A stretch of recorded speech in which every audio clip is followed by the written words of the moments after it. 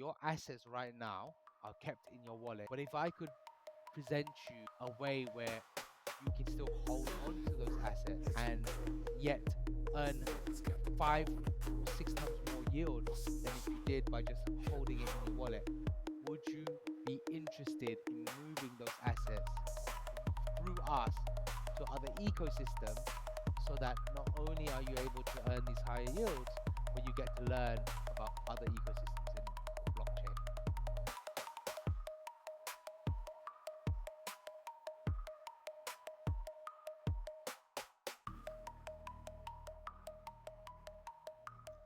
Demov and Waza to another episode of the MOVECAST. Today, another guest from Asia. It's Sean from Helix Labs. Yeah, Welcome, Sean. Nice to have you here. Nice to meet you, man. Nice to meet you. So you guys are close to opening your testnet this week. Yeah. But before we dive deeper into that topics, could you give us a little introduction about yourself?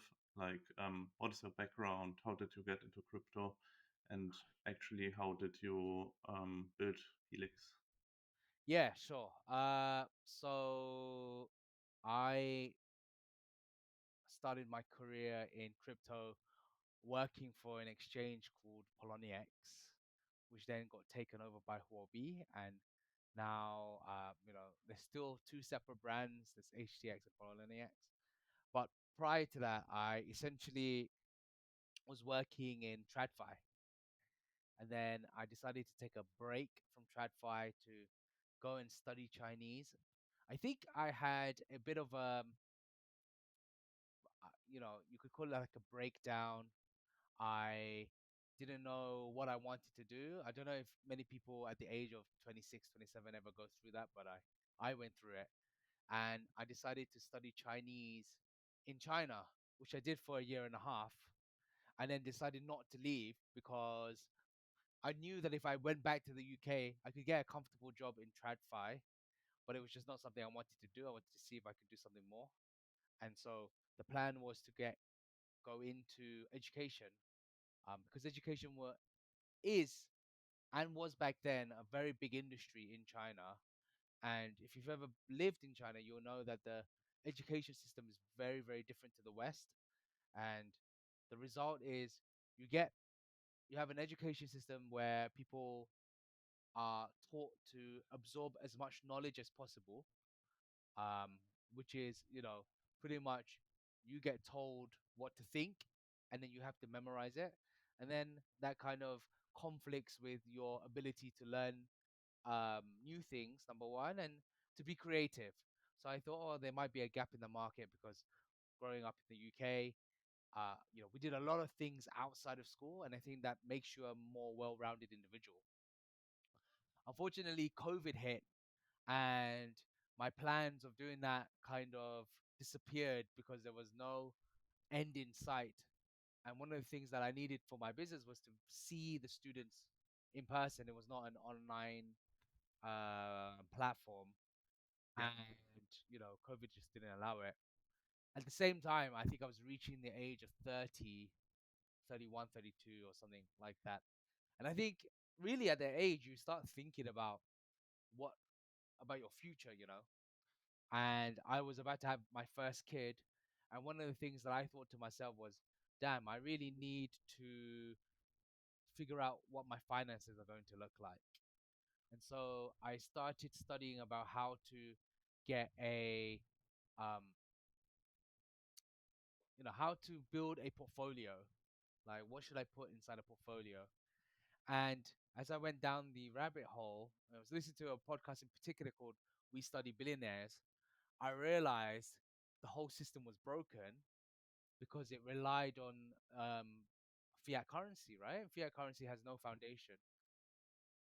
Prior to that, I had already been investing in Bitcoin and Ethereum purely from a speculative perspective because my friends in the UK had done so. They had started investing in 2016, 2017, and I started investing at the beginning of 2018. So I made a massive loss. But I was like, I'm just gonna DCA in, and I just didn't think about it much because, I was like, fuck, if I take a look at this portfolio, I might do something stupid. I sell, and I'm really making a very long-term speculative bet. So I'm gonna leave it there, and the portfolio dropped like 90%. I've never seen money disappear that fast at that time. Since then, I have, because once you're in crypto, money can disappear like this, you know. Uh, We all know but that. yeah, yeah. I mean, since then, I've seen money disappear like in seconds. It's just like, whoa, you know. This is very, very wild, wild west and speculative. But but before then, I was like, fuck, you know. In a year and a half, I'd lost like 90% of my portfolio. It's like, this is crazy. But in any case, started studying about money. What is money? You know, what are assets, etc., etc.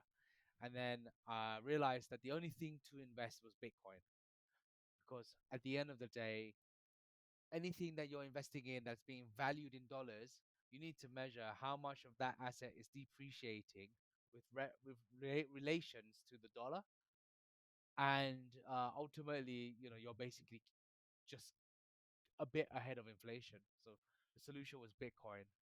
And then I think that just takes you down the rabbit hole. So I was really researching it, found myself pretty much just in my free time looking at videos about crypto, listening to podcasts about crypto, studying about crypto. And then about a year in, I was like, you know what? If I'm going to get a job, it might as well be in an industry that I feel extremely passionate about. I had never felt this passionate about anything. So I was like, okay, I'm gonna work in crypto. And it took me about 6 months to find my first job. But then when I found it, yeah, I've been there ever since. So that's how I got into Poloniex. Was there for about a year and a half. Got let go because of restructuring. But luckily, at the same time, met so many great people, and essentially met a few guys that wanted to start up here. Well, at the time we were called ZK Network, but it was Helix Labs, what we know today. And we started off very, very differently to what we are now. We were going to do ZK EVMs on every layer one blockchain. Um, but we pivoted a couple of times. The first time we pivoted, we were thinking of doing, say, a basically this um, chain, this roll up where you could basically get liquid stake tokens onto the roll up. Something a bit like Berachain. But Berachain was an L1 and we were an L2.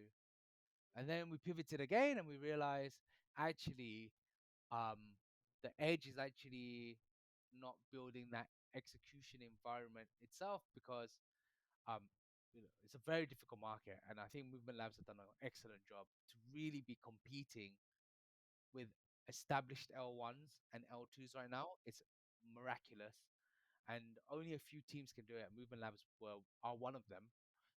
So we were like, okay, what could we do? Okay, why don't we build this ecosystem that incentivizes assets to flow interoperably, because at the end of the day, in order for us to have mass adoptions, kind of need to highlight all of the infrastructure that's there. And how do we manage to do that? Well, we need to incentivize people.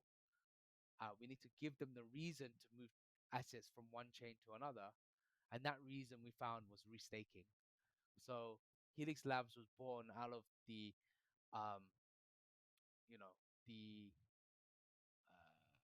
innovations that came about through alt virtual machines, through ZK rollups, through optimistic rollups in general, and also cross-chain bridging as well as restaking. Yeah, great introduction, and actually very inspiring. And I think reflecting the way many people in the space had as well, like having a career in maybe TradFi or any other industry, and seeing an opportunity coming up in crypto or Web3. So yeah, great to hear your story, and I can feel or see it in very similar ways for me as well, because I'm in TradFi working as well, and yeah, at some point you ask yourself, where you want to stay with. And I think once you went down the crypto and Web3 rabbit hole, it's as you said, very taking and inspiring you, and that's why you need to go farther. Yeah, So I mean, I think Web3 is really the intersection of finance, culture, philosophy, governance, community, and uh, what you have to understand is being in crypto means you're fighting or supporting a certain viewpoint. And for me, that viewpoint is libertarianism, decentralization, building building you know an actual utility whereby everyone can benefit, not just gatekeepers. I always liken crypto to the internet. You see, there's a difference between speculating on blockchains and speculating on dot web 2.0 startups like Amazon and Google, because people think, oh, the dot-com bubble and the crypto bubble are the same. In yeah, many respects they are when it comes to the speculative aspect of it, but yeah, that's the only place that they are similar. You see, we are fighting for this foundation of which everything else is going to be built upon. Imagine you could invest in the internet as a whole and how it will look like, or the email protocol as a whole and yeah, how it will look like.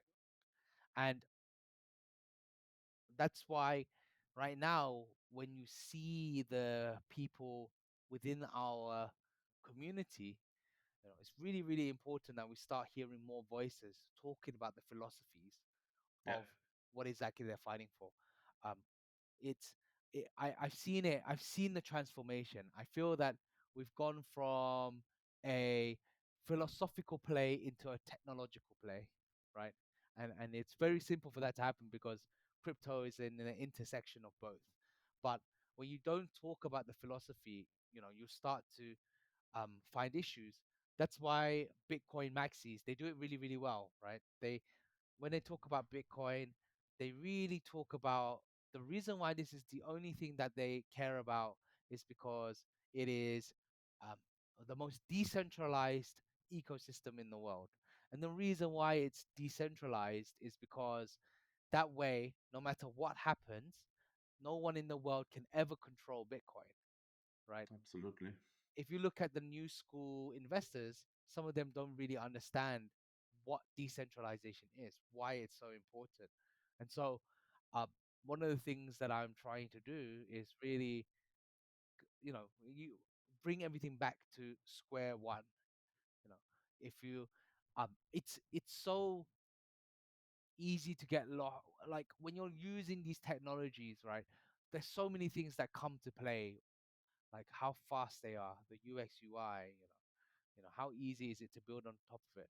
But if you don't bring it back to the philosophies, you're losing a very strong pillar of what makes crypto or makes Web3 what it is.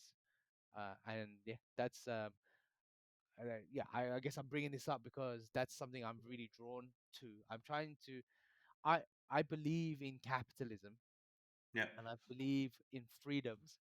And I think if you can contribute to the foundations that make the whole of society freer and richer, you will die knowing that you were part of a movement bigger than yourself. And that's why I'm here. yeah, fantastic. Really, really inspiring. And I think most people in crypto will share this views. Um, yeah.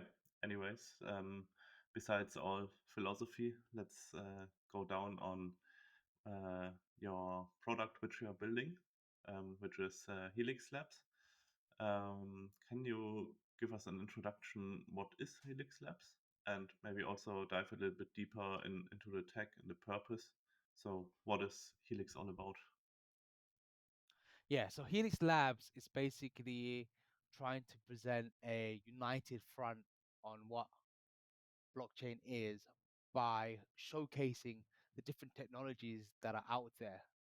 like I said earlier in the introduction, the main thing that we build upon are the innovations that have come from roll-ups, that have come from different virtual machine technology, from cross-chain protocols, and from restaking. And how that works is we take assets from, say, different layer one blockchains, and we say to them, listen, your assets right now are kept in your wallet, but if I could present you a way where you can still hold on to those assets and yet earn 5 or 6 times more yield than if you did by just holding it in your wallet, would you be interested in moving those assets through us to other ecosystems so that not only are you able to earn these higher yields, but you get to learn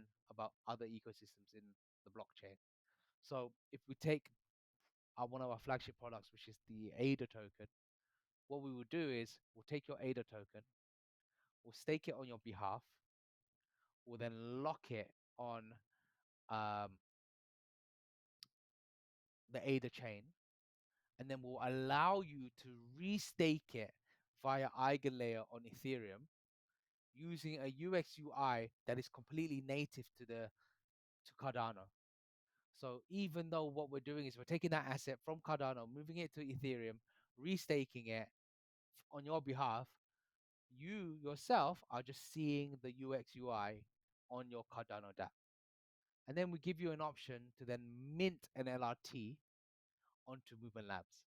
And so what you can now do is if you decide to participate in the Movement Labs ecosystem, you have an LRT that you can then use in all of these different protocols like um, you know, Meridian or like Warpgate or whatever, and earn higher yields on top of the POS yields you're earning in your Cardano native staking blockchain, and on top of the restaking that you're earning on EigenLayer.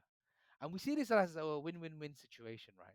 Because ultimately, blockchains are here to solve different um, scenarios, and they're not all going to be used for retail, for DeFi, or whatever. And that means that although you have very, very staunch supporters that have the assets, hold it in the wallets, and not ever going to sell it, that liquidity is not doing anything. So what we say is, listen, for your ADA token, we're going to add this utility for you.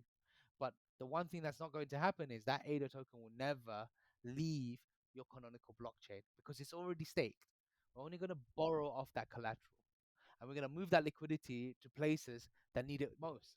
For example, EigenLayer, because if they can increase their security, economic security, they'll be able to be a much more compelling offer for other blockchains to utilize that asset in their own network as a restaking node, right? And then if we then move that liquidity into Movement Labs, well, Movement Labs will offer your holders, Cardano holders, with increased yields plus, you know, different uh, places to use it. So now, as a user, not only can you support the Cardano ecosystem, because you never need to sell these assets, but you can not only earn from it, but you can start learning about Movement Labs. What is Move VM? Why is this ecosystem interesting? And since your assets are now in the Movement Labs ecosystem, guess what? People who are Movement Labs supporters can learn about Cardano, right? And this is the cross pollination of communities that we are looking to create by utilizing our protocol. Uh, because in this day and age, you see a lot of PvP. It's like my blockchain is better than yours, my protocol is better than yours. And then if you're a normie and you look into crypto Twitter, you say, damn, this is toxic. I don't know what's going on. So much arguments and infighting, right? But if we can produce a protocol that actually allows different communities to talk to each other, and instead of arguing with each other, we're now complementing each other. As a normie, you might get interested because you're like, oh, all of this technology is really fascinating. Let me learn more. So that's our contribution to the mass adoption of crypto. Yeah, that's pretty amazing, and it's also from the movement side or movement ecosystem side pretty interesting because you guys can bring new inflows into the ecosystem from projects which would be maybe siloed in own ecosystems and have no like direct connection. So is it planned only for Cardano, or you plan for many other chains? Yeah, we've got it. We've got Cardano, we've got BNB chain, we've got Yeah, Ethereum, we have BitLayer, yeah, we're looking at Sui and Aptos. Um, we've got ICP as well.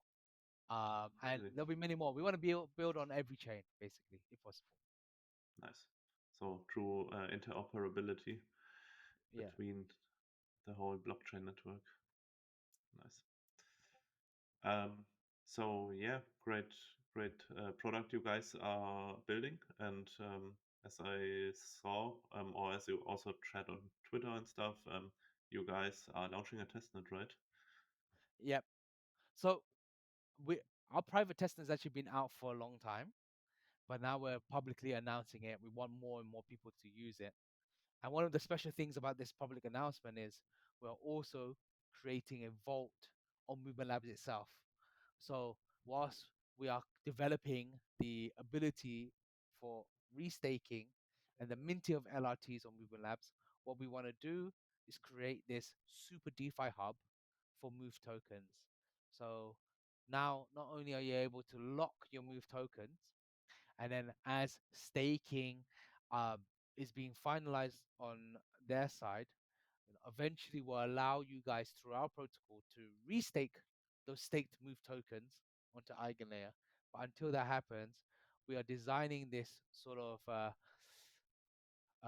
asset manager, if you'd like. So you could take your Move tokens and you'll be able to um, deploy them in different DeFi protocols, and that is currently in the works at the moment. But um, we thought it was really important that rather than just have words, we put something out there for people to be able to use, and that is why we're publicly announcing it, because we want to show that we are supporting the movement ecosystem, and we're going to do that with a DApp out from the get go. Nice. Yeah, I hopefully I hope you guys will reach a lot of new users on the testnet. Um, I will definitely share this on our different socials and also our communities as the Gorilla Movers and stuff. So, as I understood, you are working with not only different chains, but probably also different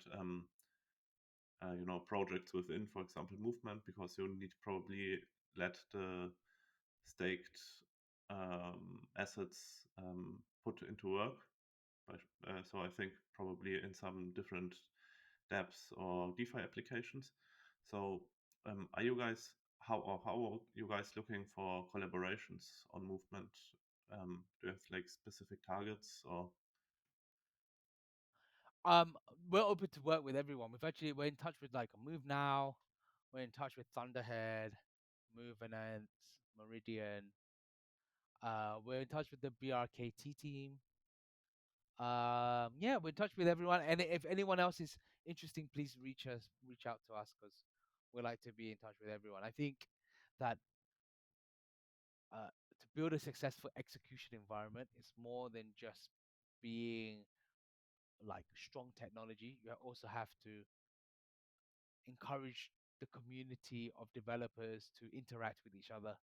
And Movement Labs have done an excellent job in that. And so that's why we are with you guys at the MoveCast. Um, yeah, that's amazing to see how everybody on this pod is really highlighting this, that the community also of the builder side is so amazing on movement. And yeah, I think that might already lead us to our next question, um, which is which is what brought you to movement? Like, did you get like a special introduction? Did you research it and find movement? So, is there anything what move pilled you?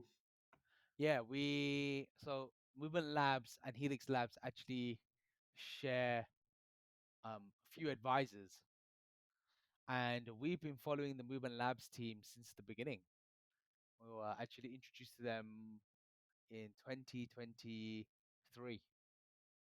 So we knew that That's Rushi and early. Kuba was really working hard. Yeah, yeah, really, really early. And their journey has just impressed us. They've really figured out, what is really important in this space, more so than any other player that has launched recently. Um, it's been quite inspiring, to be honest. We've been taking a leaf out of their book. I don't know if you've ever seen this speech by Murad at Token 2049. The Memecoin one? Yeah, the meme coin Yeah, one. yeah, yeah. Um, I think Rushi and Cooper understood that, way before he gave that speech. And so if you look at what they've built, it has always centered around community, around users, community users first, and everything else has been second. And it's been a refreshing change because most projects are technology first and then users and community second. And we were like that too. But September's really, and I hope people who've been here with us for a long time can see that we shifted gears. We started focusing more on the community, um, rather than just purely focusing on the technology. Because ultimately, without community, you're nothing. You're not a project anymore. You're not a Web3 project. I think Web2 projects or enterprise projects, TradFi projects, they work on the product first. That has always been the mentality, and Web3 is shifting that mentality to, this is not a product. You should, um, it's community first, and the reason being is once you have community, you can have any product, right? Anything can actually sell, but until you have, but if you don't have community, essentially you treat them as second-class citizens, right? A really good example is you look at most of these traditional businesses. Let's take Facebook, for example, right? So, Facebook is a multi billion-dollar company. It makes a ridiculous amount of profits, and those profits go to shareholders. And yet, the value of Facebook is 100% completely derived from its user base. And how much does the user base benefit from Facebook success? They benefit zero. Yeah. Web3 changes that, you know. Web3 says, number one, if you support this project and you own the crypto, if we grow, you'll grow, right? So that vis-a-vis equities is almost the same. But crypto also says what we're going to do is we're going to figure out ways to reward users that don't have the money to invest. We're going to do it through airdrops. We're going to do it through incentive schemes. We're going to do it through rewards. We're going to make sure that if you do something for us, you guys will also benefit from this.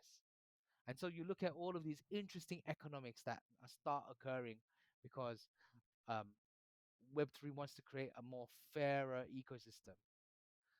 That is irrespective of the product. That is just purely focusing on how to get the user base to not think of themselves as buyers, but actually to think of themselves as contributors to the ecosystem. And Movement Labs have done that better than everyone else. I think everyone in the ecosystem feels, and rightfully so, that Movement Labs' success has been, even if it's a small part, due to them. And I think they've all been rewarded. And yeah, that's the ethos we should all be working through, working for, working I think towards. that's I think that's a pretty interesting point you just mentioned, especially with your background of TradFi, because in my opinion, TradFi is always lacking on this point to combine community and you know give incentives to community. Because if you look what is TradFi building, they usually say it's permission, or they prefer permission blockchains, um, closed ones, which they have fully under control. But if you compare to like the crypto ones, which you just mentioned, give people incentives by airdropping and you know rewarding people. That's in the end what makes the blockchain work this way, because all these incentives, or all crypto gives the incentive to people to get active and to build together and to grow together. And yeah, I think if you miss out on that critical part, that you reward and incentivize people right, it can't work as it's designed. It can work, but it's not the same. Yeah, I mean, look at Nike, right?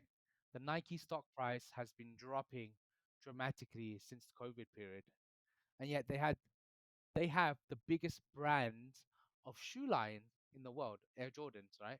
Or Air Force Ones. Do you know why their stock price was so high? It's because sneakerheads love these shoes so much that not only are they willing to queue up for days trying to get these shoes, but they're also able to sell these shoes at a much higher price because people appreciate them so much. And so, what did Nike do?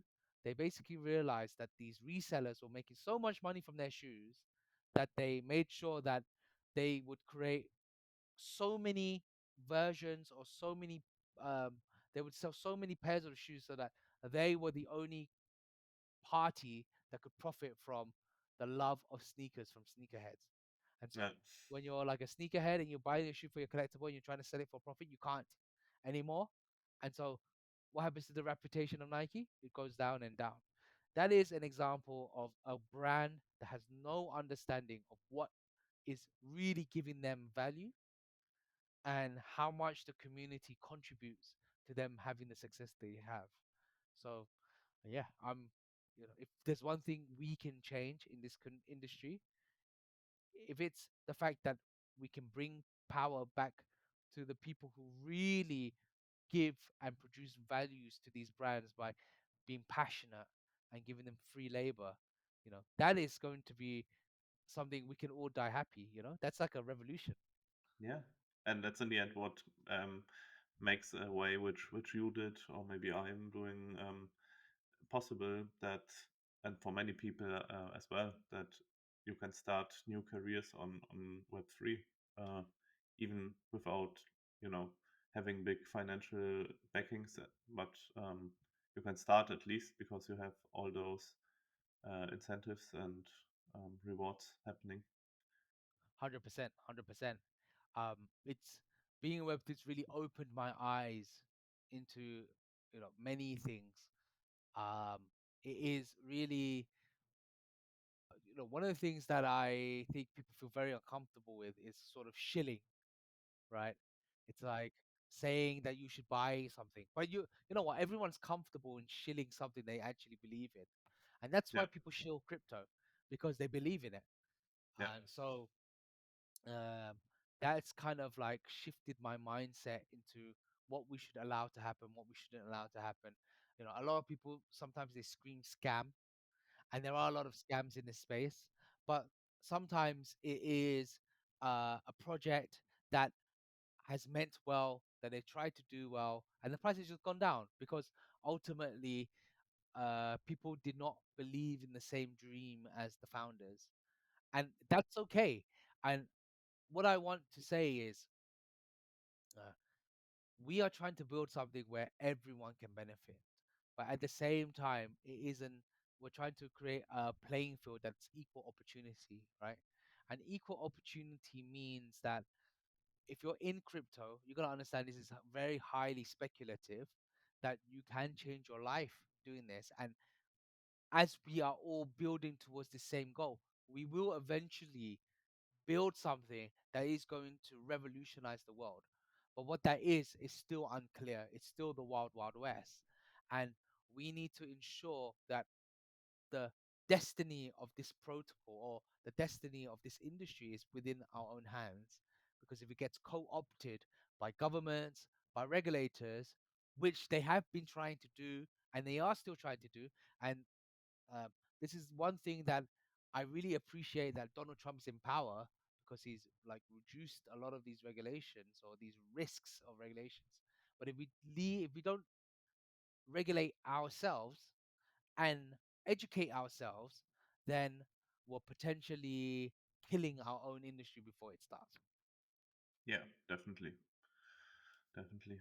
And yeah, as you said, the freedom which crypto is giving is a very special thing, which you need to value, and also need to build right, that you get, the same common sense of a common goal which you share.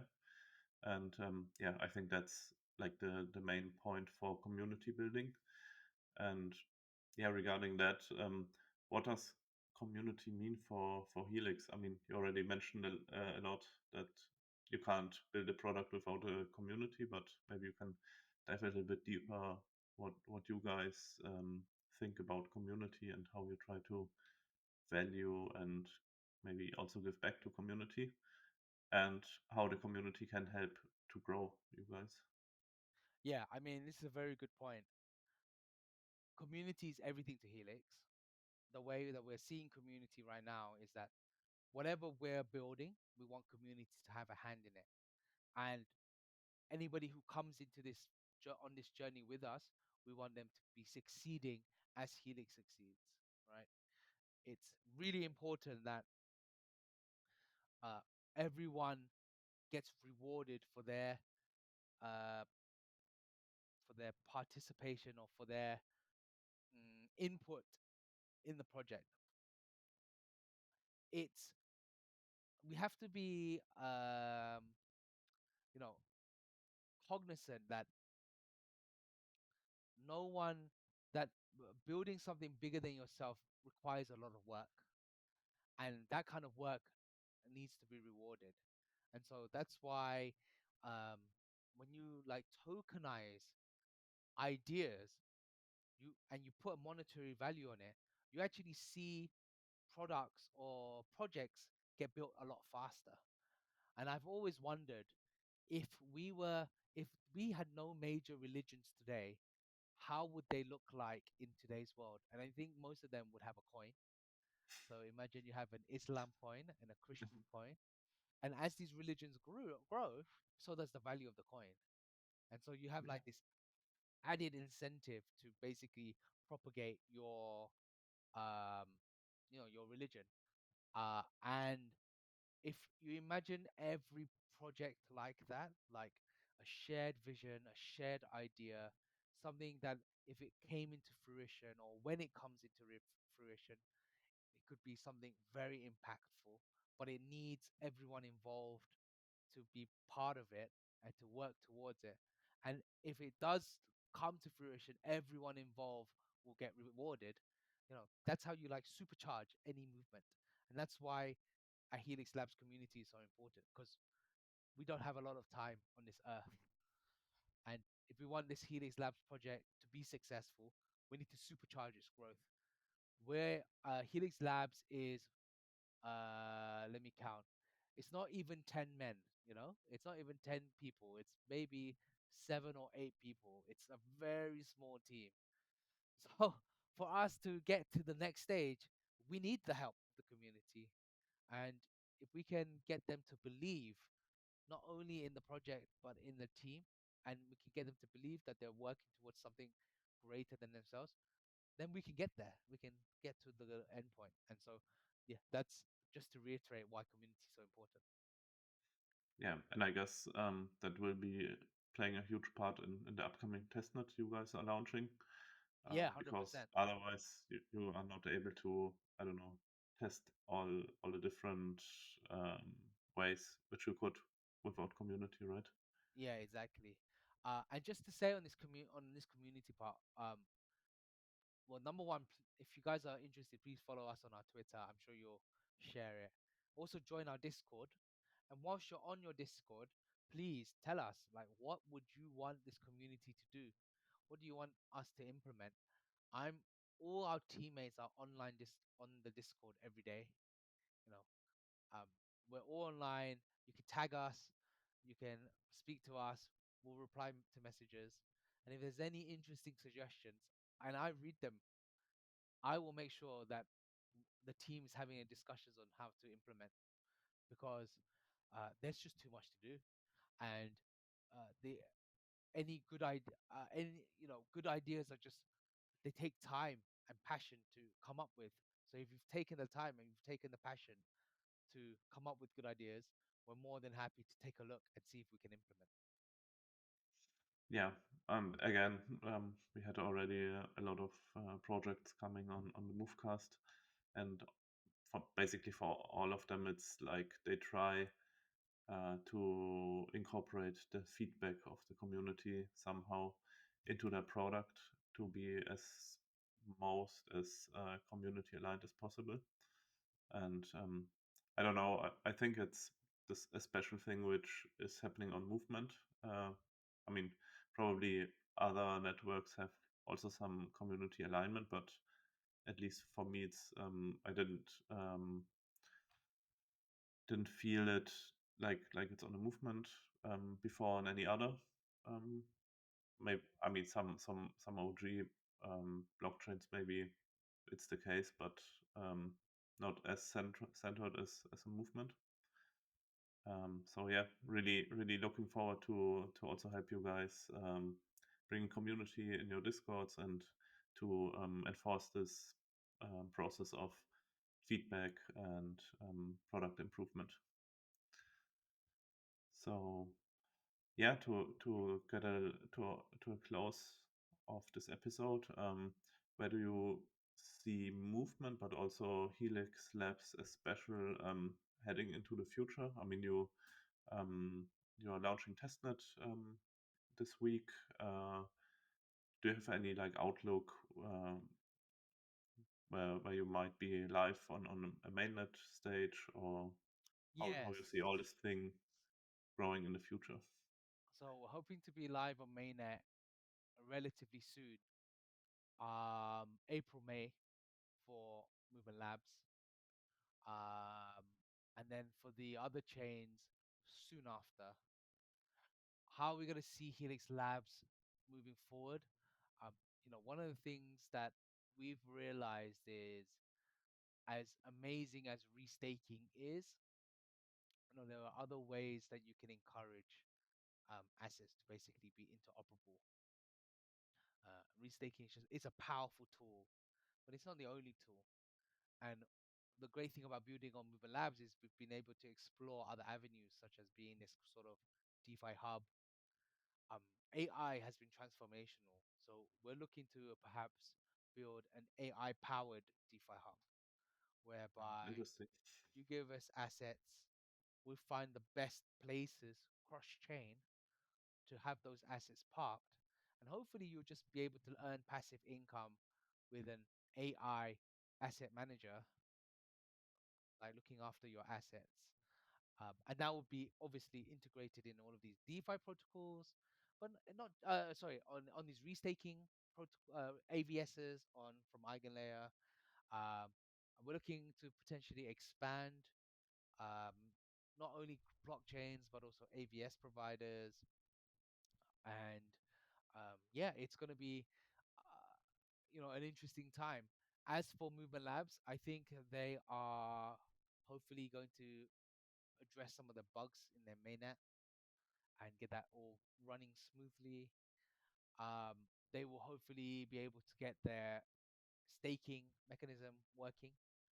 Um, I think Movement Labs themselves, um, and it's very interesting. They should really ask the community how they should move forward, because they've got a lot of different options. But one thing's for sure is Move VM. It's very, very compelling.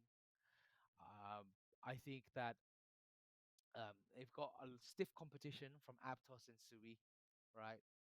But I think if together they can combine and talk about the benefits of Move language itself, that would be great for everyone. That's something I would encourage them to do as part of the sort of like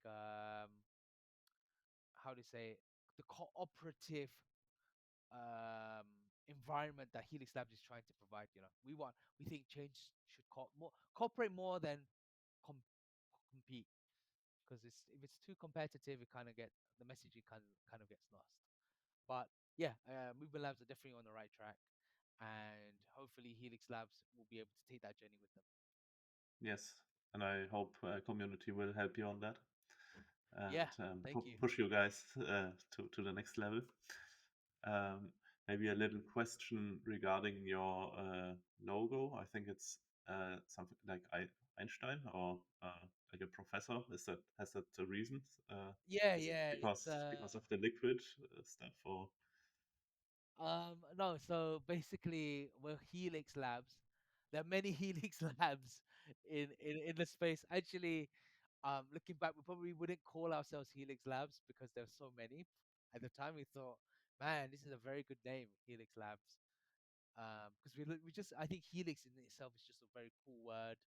Such a, it's so integral because it's part of DNA. Like without DNA, we wouldn't exist, right? So we're like, oh, okay, yeah, it's a really cool name. And then the guy who discovered DNA and the double helix structure, there was two professors. One was called Francis, or one was called James Watson, and the other guy was called Francis Crick. And so our mascot, he is Francis Cricket, as a homage to Francis Crick. nice? Yeah. So hidden Easter egg or like Yeah, hidden Easter egg. Hidden Easter egg. nice. And then finally, one of the things that we're trying to design, I don't know if it comes through, but we wanted it to look like South Park. Yeah, So the art style is very South Parky, and yeah, that was like our way of number one, um, you know, bringing our own flair to the industry because we don't think that art style has been done very much. And then secondly, our team's a little bit on the older side. So like we're like kind of the opposite of Movement Labs because they're also young. yeah, And we're the older, and South Park is from our generation, so it's kind of trying yeah, to be with the cool kids, but our own style. yeah. But I mean, anyway, it's cool to have some diversity also Yeah. on the creational side on the movement. So yeah, definitely is attracting or attention when you visit your profile. So I really liked it. It's something different.